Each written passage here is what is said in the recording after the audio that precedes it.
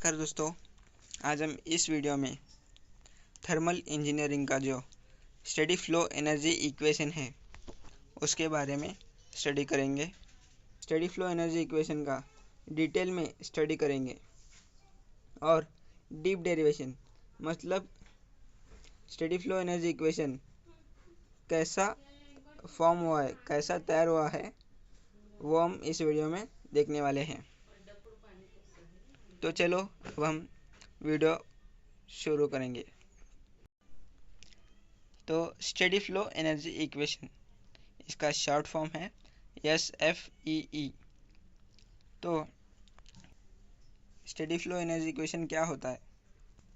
The first law of thermodynamics is applied to various open system which permits transfer of mass and energy across the boundary of a system. तो the first law of thermodynamics के हिसाब से open system जो है वो मास और energy को अपनी बाउंड्री के अक्रॉस ट्रांसफ़र कर सकता है। The process that takes place in open system are known as flow process. जो प्रोसेस ओपन सिस्टम में एग्जिस्ट करता है वो प्रोसेस को हम फ्लो प्रोसेस कहेंगे। The flow process are the two types, जैसे कि फ्लो प्रोसेस दो टाइप के हैं। जो एक है स्टेडी फ्लो प्रोसेस और दूसरा है अनस्टेडी फ्लो प्रोसेस।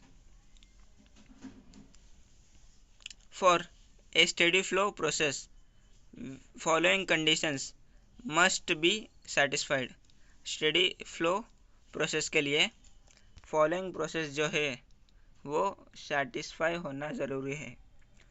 तो चलो अब हम उस प्रोसेस को उस कंडीशन को पढ़ेंगे। First, the rate of mass flow at inlet and outlet is same. जैसे कि यहाँ पर दिया हुआ है, rate of mass flow at inlet and outlet is to be same. Mass flow का जो मास होता है वो इनलेट और आउटलेट में सेम होना चाहिए, इक्वल होना चाहिए। दूसरा, the rate of heat transfer is constant. Heat transfer भी यहाँ पर कांस्टेंट होना चाहिए। The rate of work transfer is constant. Work transfer भी कांस्टेंट होना चाहिए। Fourth is there is no change in chemical composition of a system. जैसे कि यहाँ पर फ्लो के बारे में हो रहा है, तो इसमें कोई केमिकल कॉम्पोजिशन चेंज नहीं होगा। The flow which satisfies all the above conditions is known as steady flow. जिस फ्लो में ये सारे चार जो कंडीशंस है वो अगर सेटिस्फाई हुआ तो वो फ्लो स्टेडी फ्लो है।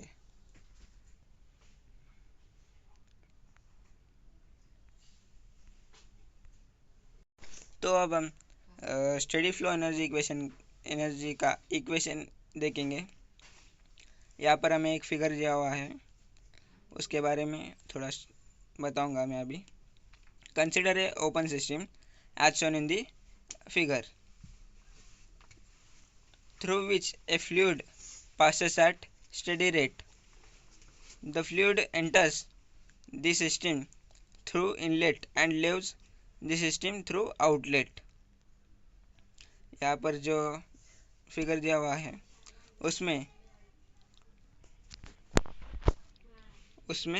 फ्लूइड यहाँ से इंटर कर रहा है, यहाँ से एंटर कर रहा है और यहाँ से आउट हो रहा है। यहाँ से उसका इनलेट है और यहाँ से उसका आउटलेट है। तो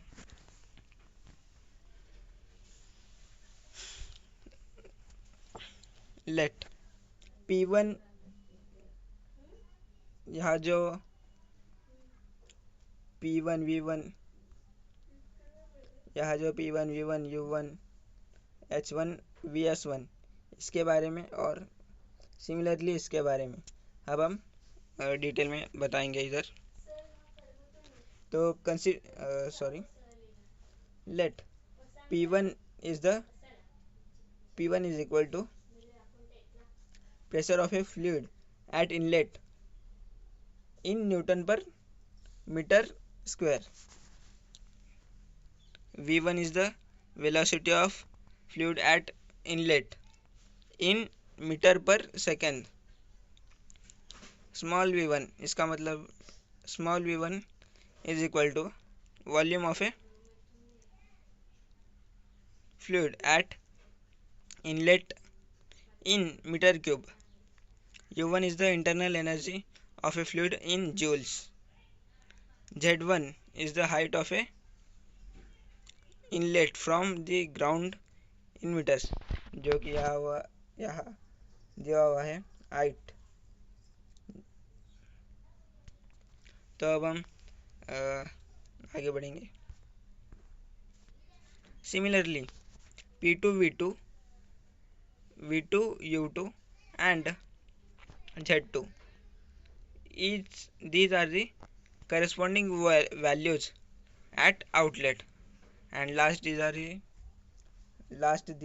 two are the Q is the heat supplied and W is the work delivered. So yes, इस सभी के बारे में आपको पता चला होगा।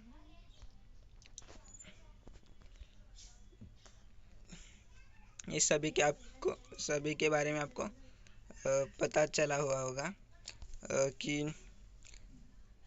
P1 V1 U1 H1 VS1 ये सब क्या है।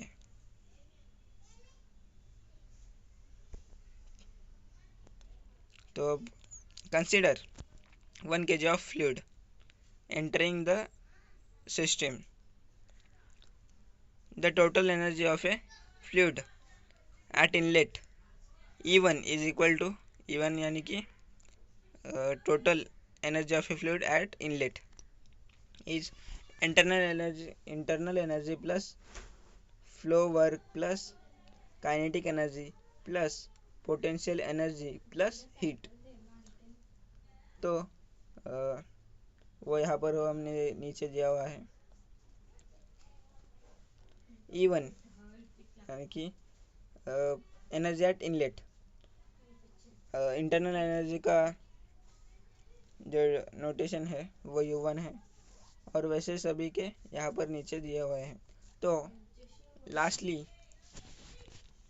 इसका इक्वेशन होता है energy at inlet is equal to U1 plus P1 V1 plus V1 square by 2 plus GZ1 plus Q। ये हमारा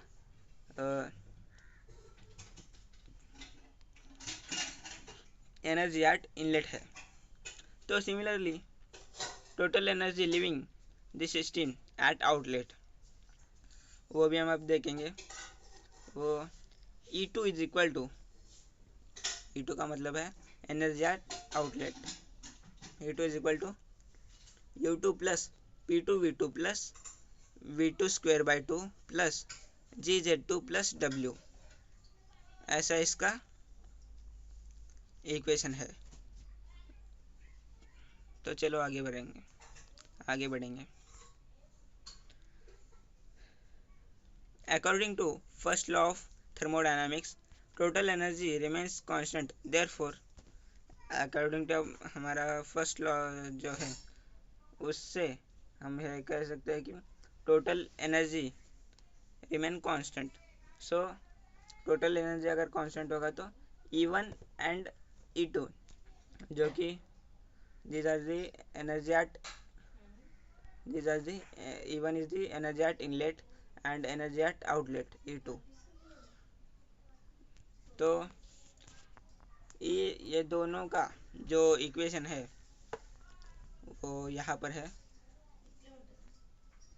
तो इन दोनों का इक्वेशन जो है वो हमने वहाँ पर लिया हुआ है, जो कि यहाँ नीचे दिया गया है, सॉरी यहाँ पर है।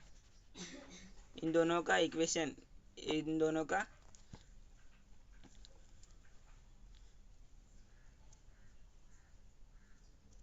जो इक्वेशन है वो यहाँ पर सब्स्टिट्यूट किया गया है। इन दोनों का जो इक्वेशन है वो यहाँ पर सब्स्टिट्यूट किया गया है। तो इसको सिंप्लीफाई करेंगे हम। अब यहाँ पर हम सिमिलर टर्म्स एक तरफ लेंगे और Q एंड W जो कि हीट एंड वर्क है उसको चेंज करेंगे। तो यहाँ पर सिमिलर क्या है? सिमिलर है U1 एंड U1। तो ये दोनों अब यहाँ पर कट होंगे और अब यहाँ पर बचे सिर्फ H1 plus V1 square by 2 plus GZ1 plus Q is equal to H2 plus V2 square by 2 plus GZ2 plus W। तो इस इक्वेशन को हम सिंप्लीफाई करने के बाद हम यहाँ पर Q is equal to Q minus W is equal to H2 plus V2 square by 2 plus GZ2 plus minus H1 minus V1 square by 2 minus GZ1। ऐसा हमारा इक्वेशन तैयार हुआ है। तो यहाँ पर हम और थोड़ा चेंजेस करेंगे। तो उसके बाद में यहाँ पर सिमिलर टर्म्स जो है कलेक्ट करने के बाद यहाँ पर हमें ऐसा इक्वेशन मिला हुआ है, जो कि Q minus W is equal to H2 minus H1 bracket close plus V2 square by 2 minus V1 square by 2 bracket complete plus GZ2 minus GZ1। तो इस इक्वेशन को हमने यहाँ पर सिंपल में अरेंज किया हुआ है। तो यही है हमारा स्टेडी फ्लो एनर्जी इक्वेशन। तो जैसे कि हमने बताया था इस वीडियो के स्टार्टिंग में, हमने आज इस वीडियो में स्टेडी फ्लो एनर्जी इक्वेशन का पूरा कॉन्सेप्ट, थ्योरी और उसके इक्वेशन पूरे डिटेल में स्टडी किया हुआ है। तो चलो, thank you for watching this video. Video अगर आपको पसंद आया तो लाइक शेयर सब्सक्राइब करें। तो मिलेंगे अगले वीडियो में, तब तक के लिए धन्यवाद।